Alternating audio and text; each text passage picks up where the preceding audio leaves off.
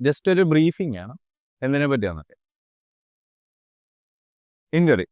അപ്പം നമുക്ക് normally common ആയിട്ട് കണ്ടുവരുന്ന ഇഞ്ചുറീസ് ഏതൊക്കെയാണ്? നീ ഇഞ്ചുറി, മുട്ടുവേദന അങ്ങനെയുള്ള പ്രശ്നങ്ങൾ വരുന്നു. പിന്നെ വേറെ ഷോൾഡർ ഇഞ്ചുറീസ്, വേറെ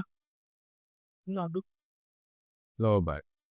ഇപ്പം നോർമലി ഇഞ്ചുറി ഏറ്റവും കൂടുതൽ വരുന്ന സ്ഥലങ്ങളിലൊന്നാണ് നീ ഇഞ്ചുറി, ലോവർ ബാക്ക്, ഷോൾഡർ. ഇതിൽ ഷോൾഡറിന് ഇഞ്ചുറി ഉണ്ടായാലും നമുക്ക് പലപ്പോഴും അറിയത്തില്ല. ഇത് ഷോൾഡർ ഇഞ്ചുറി ആണെന്ന് മനസ്സിലാക്കാൻ തന്നെ നമുക്ക് പലർക്കും അറിയത്തില്ല. അതിൽ ഫസ്റ്റ് ലോവർ ബാക്ക് എന്ന് പറയാം. ലോവർ ബാക്ക് ഹെൽത്തി ആയിട്ടിരിക്കുന്നതിൻ്റെ സീക്രട്ട് എന്താണെന്നറിയോ? ഉണ്ടോ? പോണോ? ഓക്കെ. ലോവർ ബാക്ക് ഹെൽത്തി ആയിട്ടിരിക്കാനുള്ള സീക്രട്ട് എന്താണ്? സീക്രട്ട് എന്ന് പറഞ്ഞൊരു സംഭവം ഇല്ല. 80-90% ആളുകൾക്കും ലോവർ ബാക്ക് ഇഷ്യൂ വരും. അത് നമ്മൾ നടുവിനെ എത്ര ശ്രദ്ധിച്ചാലും വരും. ഒരു പക്ഷേ കാര്യം എന്താണെന്ന് വെച്ച് കഴിഞ്ഞാൽ നമ്മൾ എന്തൊരു മൂവ്മെൻറ്റ് ചെയ്യുന്നുണ്ടെങ്കിലും നമ്മുടെ നടു വരും. കുനിയുന്നു, നിവരുന്നു, സൈഡിലോട്ട് ഇത് ഏതെങ്കിലും ഇപ്പോൾ ഒരു വെയിറ്റ് എടുക്കുകയാണെങ്കിൽ പോലും നടുവിൽ സ്ട്രെയിൻ വരും. അപ്പോൾ അതൊക്കെ കൊണ്ടായിരിക്കണം ലോവർ ബാക്കിൽ ഇഞ്ചുറി വരുന്നത്. അതുകൊണ്ട് ലോവർ ബാക്ക് ഇഞ്ചുറി വരാത്തവർ വളരെ കുറവായി. വളരെ കുറവെന്നല്ല, റെയർ ആയിരിക്കും. അതുകൊണ്ട് ഒരു നടുവേദന വന്നാലോ അല്ലെങ്കിൽ എന്തെങ്കിലും ഒരു കാര്യം വന്നാലോ അയ്യോ എന്താ നടുവിന് എന്തോ പ്രശ്നമുണ്ട് എന്നർത്ഥമില്ല. നോർമലി ആളുകൾക്കൊക്കെ വരും. ചിലപ്പോൾ സ്ട്രെയിൻ ഇഞ്ചുറി ആയിരിക്കും. അതായത് ഒരുപാട് പണിയെടുത്തു കഴിഞ്ഞാൽ ഉണ്ടാകുന്നൊരു ബുദ്ധിമുട്ട്. ഈ ലോവർ ബാക്ക് ഇഞ്ചുറി ഏറ്റവും കൂടുതൽ വരുന്ന ആർക്കൊക്കെയാണെന്നറിയാം? കേട്ടില്ല. പ്രായമുള്ളവർക്ക് വരും, അതൊക്കെ. പക്ഷേ മീൻസ് എന്ത് ജോലി ചെയ്യുന്നവർക്ക് നോർമലി മാനുവൽ ലേബർ ചെയ്യുന്നവർ, വേറെ ഫാർമേഴ്സ്, ആ ഓഫീസ് ജോബ് ചെയ്യുന്നവർക്ക്, ഇങ്ങനെയൊക്കെയുള്ളവർക്കാണ് ഇത്. അപ്പോൾ നമ്മൾ ഇത് നോക്കിയാൽ തന്നെ മനസ്സിലാവും. അതെ, ഈ 3 പേരും ചെയ്യുന്ന ജോലിയുടെ രീതികൾ തന്നെ വ്യത്യാസമാണ്. എന്നിട്ട് എന്തുകൊണ്ട് ഇവർക്ക് ഇഞ്ചുറി വരും? ഇവർ 3 പേരിലും കോമൺ ആയിട്ടുള്ള ഒരു കാര്യം കണ്ടുപിടിക്കാൻ പറ്റുക.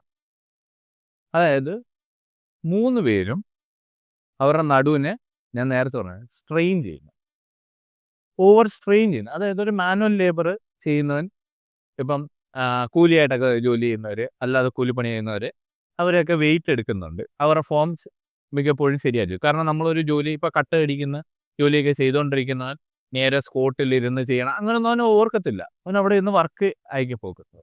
അപ്പോൾ അന്നേരം ഇത് ശ്രദ്ധിക്കുക. ഫാർമേഴ്സ് ഉറപ്പായിട്ടും അവർ ഞാറ് നടുക ഇതിനൊക്കെ ചെയ്യുമ്പോൾ കുനിഞ്ഞു നിൽക്കും. ഓഫീസ്, ഇനി ഇവിടെ ഓഫീസ് വർക്കേഴ്സാണ് സത്യം പറഞ്ഞാൽ ഇങ്ങനെയൊന്നും ഇല്ലാഞ്ഞിട്ടും പ്രശ്നം വരും. അതായത് ആക്ടിവിറ്റി ഇല്ലാത്തതിൻ്റെ കുഴപ്പം കൊണ്ടുണ്ടാകുന്ന ഇതാണ് ഒന്ന് ഇവർക്ക്. പിന്നെ 2, അവർ ഫുൾ ടൈം ഇരിക്കുമ്പോഴും നമ്മുടെ ഈ ബോഡി വെയിറ്റ് നടുവിൽ വരും. മനസ്സിലാവും. അപ്പോൾ നമ്മൾ വിചാരിക്കും ഞാൻ ഒന്നും ചെയ്യുന്നില്ലല്ലോ, സ്ട്രെയിൻ എടുക്കുന്നതും ചെയ്യുന്നത്. സ്ട്രെയിൻ എടുക്കുന്ന ഒന്നും ചെയ്യുന്നില്ലെങ്കിലും ബോഡിയിൽ സ്ട്രെയിൻ വരും. മനസ്സിലായോ? കാരണം അതിൻ്റേതായിട്ടുള്ള നമ്മുടെ ബോഡിയുടെ വെയിറ്റ് നമ്മുടെ നടുവിൽ വരും. അപ്പോൾ അങ്ങനെ ലോവർ ബാക്ക് ഇഞ്ചുറി അല്ലെ ലോവർ ബാക്ക് പെയിൻ അത് ഒഴിവാക്കുക കൈൻഡ് ഓഫ് ഇമ്പോസിബിൾ ആണ്. ഓക്കെ, അപ്പോൾ ഇതിനെ ഹെൽത്തി ആക്കാൻ പിന്നെ എന്താ നമുക്ക് ചെയ്യാൻ പറ്റുന്നത്? നമ്മുടെ സ്പൈനിനെ കൂടുതൽ ഉപയോഗിക്കുക, സ്പൈനിനെ കൂടുതൽ നന്നായിട്ട് വർക്ക് ചെയ്യുക. അതൊക്കെ കൊണ്ടാണ് ഞാൻ ഇവിടെ ഹൈപ്പർ എക്സ്റ്റൻഷൻ കൂടുതൽ ചെയ്യിപ്പിക്കുന്നത്. നിങ്ങൾ അവിടെ വരെ എത്തിയിട്ടില്ലേ? അപ്പോൾ നീ ചെയ്തിട്ടുണ്ട്. അപ്പോൾ നമ്മൾ ഹെൽത്തി ആയിട്ടിരിക്കണമെങ്കിൽ നമുക്ക് നല്ലൊരു ഹെൽത്തി ആയിട്ടുള്ളൊരു ലോവർ ബാക്ക് വേണം. അതാ ഞാൻ പറഞ്ഞില്ലേ, ഇതിൻ്റെ ബേസ് സ്ട്രോങ് ആണെങ്കിൽ എന്തെങ്കിലും ഒരു വെയിറ്റ് എടുക്കാൻ പോകുമ്പോൾ, റിയൽ ലൈഫിൽ എടുക്കാൻ പോകുമ്പോൾ ഇഞ്ചുറി വരായിരിക്കും. 3 മണിക്കൂർ 3 അവേഴ്സിന് മേലെ കുത്തിയിരിക്കുന്നവർക്ക് ലോവർ ബാക്ക് ഇഞ്ചുറിയുടെ സാധ്യത കൂടുതലാണ്. അപ്പോൾ ഇൻഫാക്ട് നിങ്ങളൊരു ഗെയിമർ ആണെങ്കിൽ പോലും ഇഞ്ചുറി വരാനുള്ള സാധ്യത കൂടുതലാണ് 3 മണിക്കൂർ കൂടുതൽ. അപ്പം എന്താ ചെയ്യേണ്ടത്? ഫ്രീക്വൻറ്റ് ബ്രേക്സ് എടുക്കുക, ഒരുപാട് നേരം കുത്തിയിരിക്കാതിരിക്കുക, നടുവിനെയൊക്കെ നല്ല രീതിയിൽ വർക്കൗട്ട് ചെയ്യുക, നല്ല രീതിയിൽ യൂസ് ചെയ്യുക. ഓക്കെ, സ്പൈനിൻ്റെ സ്ട്രെങ്ത് മാത്രമല്ല ഫ്ലെക്സിബിലിറ്റിയിലും വർക്ക് ചെയ്യുക. വളയാനും നിവരാനും സൈഡിലേക്കും എല്ലായിടത്തേക്കും പോകാനുള്ള മൂവ്മെൻറ്റ് എബിലിറ്റി നമുക്കുണ്ടായിരിക്കും. ഇനി രണ്ടാമത്തെ കാര്യം, നമ്മുടെ നീ ഇഞ്ചുറീസ്. ഏത് ഏജിലുള്ളവർക്കാണ് ഏറ്റവും കൂടുതൽ വരുന്നത്? ഒരു റേഞ്ച് പറയുക, 30 to 40. വേറെ ഏതെങ്കിലും ഏജ് പറ. 88.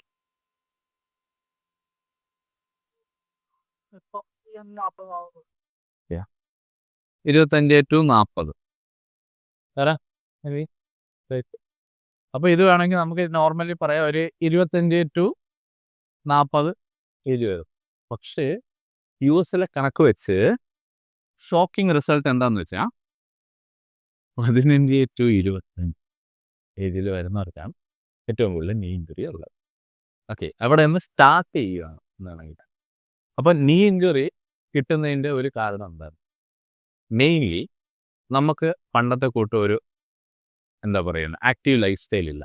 പണ്ട് ഇവിടുന്ന് അപ്പുറത്തേക്ക് പോകണമെങ്കിൽ നമ്മൾ സൈക്കിളിലോ നടന്നോ മാത്രം പോയിരുന്ന കാലത്ത് ഇന്ന് ബൈക്കിലാണ്. നമ്മൾ നമ്മുടെ കാലുകളെ യൂസ് ചെയ്യുന്നില്ല.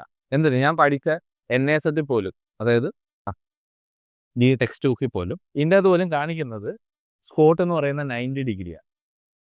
പക്ഷെ ആ 90 ഡിഗ്രി ചെയ്യുമ്പോഴത്തെ പ്രശ്നം എന്താണെന്ന് വെച്ച് കഴിഞ്ഞാൽ ഒരുത്തിൻ്റെ മുട്ടിൽ ഇതിനപ്പുറം, അതായത് ഇങ്ങ് വരെ പോകാനുള്ള ഫ്ലെക്സിബിലിറ്റി ഉണ്ട് അവൻ്റെ മുട്ടിൽ. ആ ഫ്ലെക്സിബിലിറ്റി ഉപയോഗിക്കാതിരിക്കുമ്പോൾ ഇവിടുത്തെ അതിന് വേണ്ടിയിട്ടുള്ള ടെൻഡൻസും കാര്യങ്ങളൊക്കെ നശിക്കും. അപ്പോൾ നശിക്കുമ്പോൾ നമ്മുടെ ജോയിൻസ് വീക്കാകും. വീക്കാകുമ്പോൾ എന്തോ പറ്റും? അഫ്കോഴ്സ് പെയിനും കാര്യങ്ങളും ബുദ്ധിമുട്ടും എല്ലാം വരും. അതിൽ US കണക്കനുസരിച്ച്